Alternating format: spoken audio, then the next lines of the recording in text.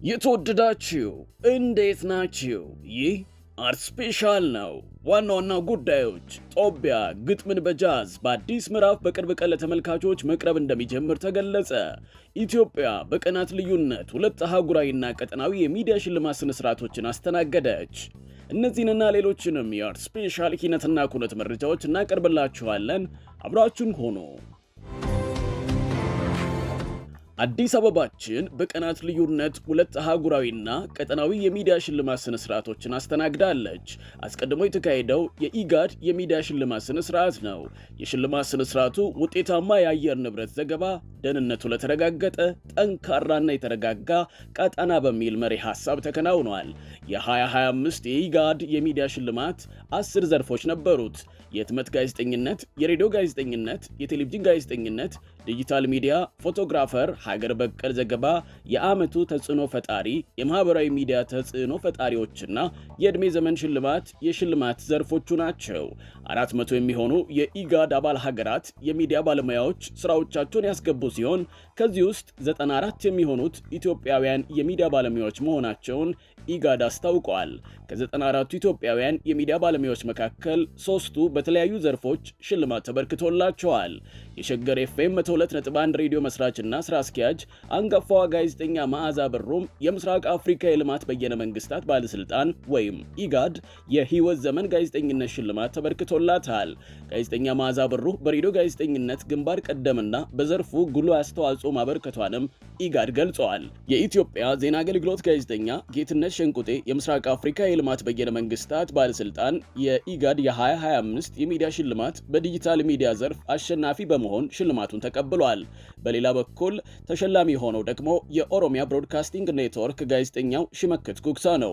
የተሸለመበት ዘርፍም በኦሮምኛ ቋንቋ በሰራው ፕሮግራም ነው። በሌላ በኩል ሐሙስ አመሻሹን የተካሄደው የአፍሪካ ሚዲያ አዋርድ በዚህ ሳምንት የመዲናችን ድምቀት የነበረ ሁነት ነበር። በዚህ የሽልማት ስነ ስርዓት ላይ ከ800 ተወዳዳሪዎች መካከል 21 እጩዎች በተለያዩ ምድቦች አሸናፊ ሆነዋል። ከነዚህ አሸናፊዎች መካከልም በአፍሪካ ሚዲያ አዋርድ በልዩ ዘርፍ ሽልማት ጋዜጠኛ መታሰቢያ ደረጀ አሸናፊ ሆናለች። በዚህ አህጉራዊ መሰናዶ ላይ በጣቢያችን የሚተላለፈው የዘጠናዎቹ ፕሮግራም አዘጋጅና አቅራቢ መውደድ ክብሩ የዳንስ ትርኢት ያቀረበ ሲሆን ድምፃዊት ቤቲጂ የሙዚቃ ስራውን አቅርባለች። በሌላ በኩል የቀድሞው የአርሴናልና የተለያዩ ክለቦች ተጫዋች የሆነው ኢማኑኤል አዲባዮር በአፍሪካ የሚዲያ ሽልማት ላይ ተገኝተዋል። የአፍሪካ ሚዲያ ሽልማት በጋዜጠኝነት፣ በብሮድካስቲንግ፣ በዲጂታል ሚዲያና በትርክት ግንባታ የአፍሪካ ስኬቶችን ያሳዩ የሚዲያ ተወካዮች በአንድነት የሚሳተፉበትና የሚሸለሙበት ነው። የሽልማት ዝግጅቱ አፍሪካውያን ስለማንነታቸውና የአፍሪካ ህዝቦች ደማቅ ማንነት በራሳቸው እንዲተርኩ የሚያስችላቸውን እድል ይከፍትላቸዋልም ተብሏል።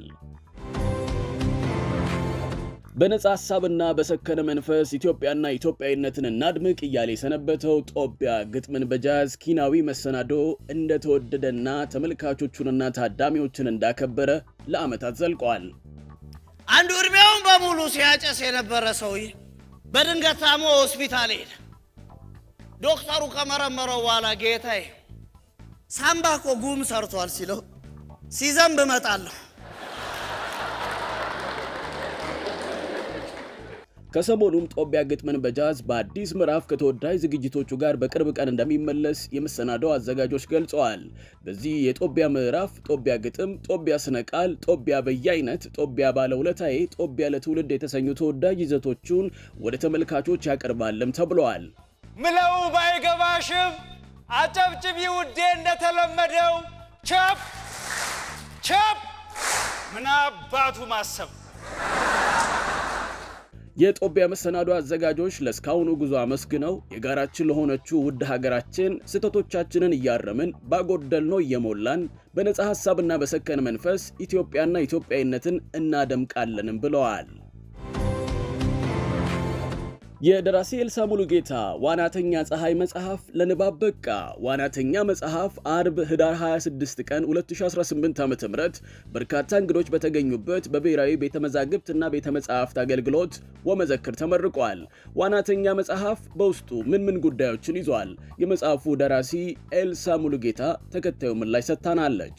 ስቶሪዎች ናቸው። 135 ገጽ ነው። 6 ስቶሪዎች አሉት። የጀርባ ዋጋው 400 ብር ነው። ከዚህ በፊት ከነበረኝ ሐምራዊ ተረኮች መጽሐፍ የሚለየው ያው ሐምራዊ ተረኮች የተለያዩ ስቶሪዎች አሉ። ስቶሪዎቹ ብቻቸውንም መነበብ ይችላሉ ራሳቸውን ችለው፣ አንድ ላይም እንደ ወጥ ልቦለድ መነበብ ይችላሉ። እንደዛ ነው። ይሄ ግን ራሳቸውን የቻሉ የተለያዩ ልቦለዶች ሾርት ስቶሪዎች ናቸው። በመጽሐፉ የምርቃት ስነ ስርዓት ላይም በልዩነት ወላጅ አባቷንም በክብር እንግድነት ጋብዛለች። ለምን? ኤልሳ ምክንያት አላት። የክብር እንግዳዬ ነው ብዬ የጠራሁት አባቴን ነው። አባቴ ከስነ ጽሁፍ ጋር ቅርበት አለው። አስተማሪ ስለሆነ ሙሉ ጊዜውንና ሙሉ ህይወቱን ለስነ ጽሁፍ አልሰጠም እንጂ ታለንት አለው፣ የመጻፍም የመሳልም በአጠቃላይ የአርት ሰው ነው። ግን ላይፍ የሚወስደን በተለያየ መንገድ ስለሆነ መምህር ነበረ እና በእኔ በኩል የሱን ፓሽን የደረሰበት እንትን እንዲረዳኝ የክብር እንግዳዬ አድርጌዋለሁ።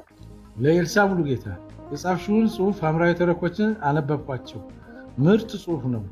እያንዳንዱን ታሪክና ገጸ ባህሪ ጭምር በተቻለኝ አቅም መረመርኳቸው። በጣም የሚገርም ነው። ኤልስዬ ከጽሁፍሽ እንደተረዳሁት ሩህሩህ ነሽ፣ ደካሞችን ትወጃለሽ። ብዙ በእውኑ ዓለም ያሉ ሰዎችን በመጽሐፍሽ ውስጥ ጨምረሽ ነፍስ ዘርተሽባቸዋል። ደራሲ ኤልሳ ሙሉጌታ ከዚህ ቀደም ሐምራዊ ተረኮች የተሰኘ መጽሐፍ ለአንባቢያን ማቅረቧ ይታወሳል። የራት ግብዣው ተውኔት ለመድረክ በቃ። ድርሰቱ የዣን ፒየር ማርቲኔዝ የሆነውና በቢኒያም ከተማ ተተርጎመው በሳሙኤል ተስፋ የተዘጋጀው የራት ግብዣው ተውኔት ሐሙስ ኅዳር 25 ቀን 2018 ዓ.ም በዓለም ሲኒማ ለመድረክ በቅቷል። በተውኔቱ ላይ ህሊና ሲሳይ፣ ተስፎ ብርሃኔ፣ የታፈራው መብራቱ፣ አንዱ ዓለም ካሳሁን ይተውኑበታል። የራት ግብዣው ተውኔት በቋሚነት ዘውትር ሐሙስ በ11 ሰዓት በዓለም ሲኒማ እንደሚቀርብም አዘጋጆቹ አስታውቀዋል።